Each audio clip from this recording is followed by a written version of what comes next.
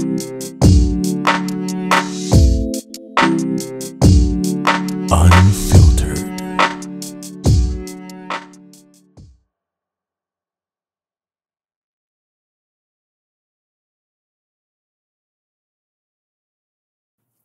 Opo. Opo. Ay, hello. Sorry sa abala, pero kailangan ko na kasing singilin yung renta mo for 2 months eh. Oo, delayed na kasi. Ah, Unfair sa ibang kapitbahay mo na on time nagbabayad. Oo, may nagrereklamo na rin kasi. Siyempre hindi ko na lang papangalanan. Ayun, bale, 22K yung balance mo. Hmm. Hindi na. Nakakaya naman. Okay lang. Dito na lang ako. Hintayin ko na lang. Okay, sige. Sige na. Salamat. Sige, tubig na lang. Oo nga eh. Init ngayon. Uy, salamat sa tubig ah. Sarap. Lamig. Mag-isa ka lang pala dito? Parang nung nag-rent ka last year, may kasama kang lalaki eh. Break na kayo.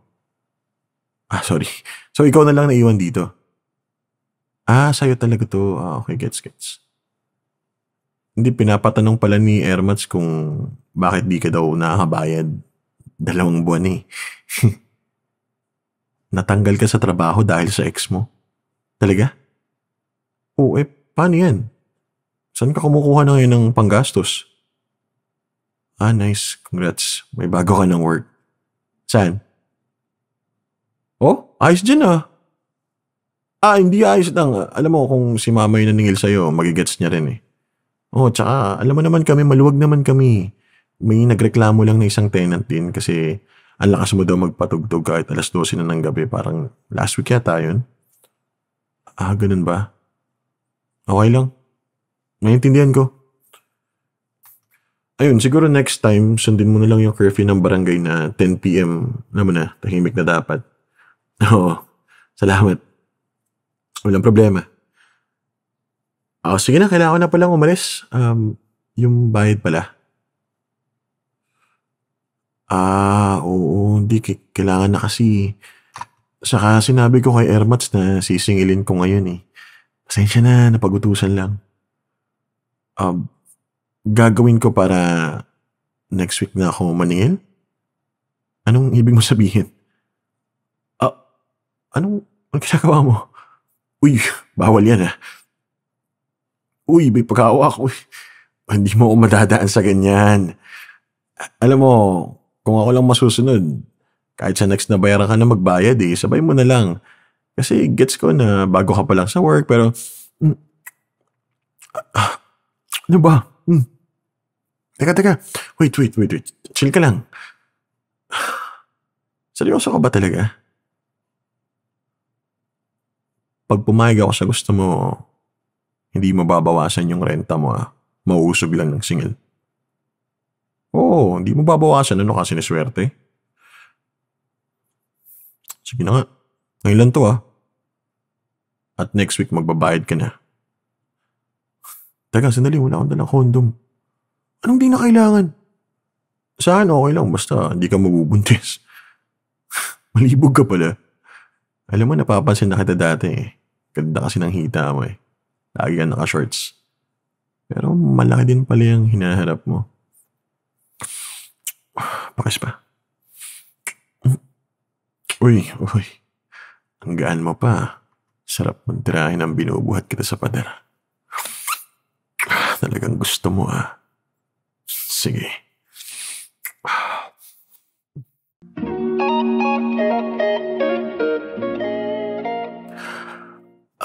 Sarap. Grabe. Ang hot mo pala. Sipag mo rin ha. Ganyan ba talaga pag may utang? Sorry, napat ako sa loob. Nagpipils ka ba? Halatang nagpipils ka eh. Wala lang kasi hindi naman tayo close talaga pero nag-initiate ka ng ganito. So, walaan ko ng since single ka, rumarandom ka talaga at surely nagpipils ka. Siyempre matalino to, no? Sige na, next week ah. Tubig? Sige na. Pahingi isang baso lang. Salamat. Alam mo, okay ka eh. Feeling ko mabait ka naman. Wild mo nga lang. Pero single ka naman. So I think valid. Oo nga. Hindi naman basta sa tingin ko sa'yo, like in a sense. Tsaka hello, 2025 na ngayon. Pumayag ako sa gusto mo? Oh, anong pinakaiba natin? Pero never ka tong gagawin kung may girlfriend ako. Ikaw rin. Talaga? Mukha naman. Mukha lang na nag-explore ka. Teka, first boyfriend mo ba yung ex na sinasabi mo? Oh, kaya pala. So, ibig sabihin, nasaktan ka tapos gusto mo mag-explore. Ganon? Sabagay, normal yun sa ngayon. Tsaka hindi kita minamata or anything. Makaka-move on ka rin. Kung gusto mo. Tutulungan kita. Ano? Game ako maging fubo mo. Sisibakin kita hanggang sa makalimot ka. Oy, pero yung utang mo kailangan mong bayaran niya. Ngayon ko lang to gagawin. Yung ibang session natin, syempre, hindi na singilan yun. Sige na. Mag-gym pa ako eh. Oo, next week babalik ako. Ganda ka ah.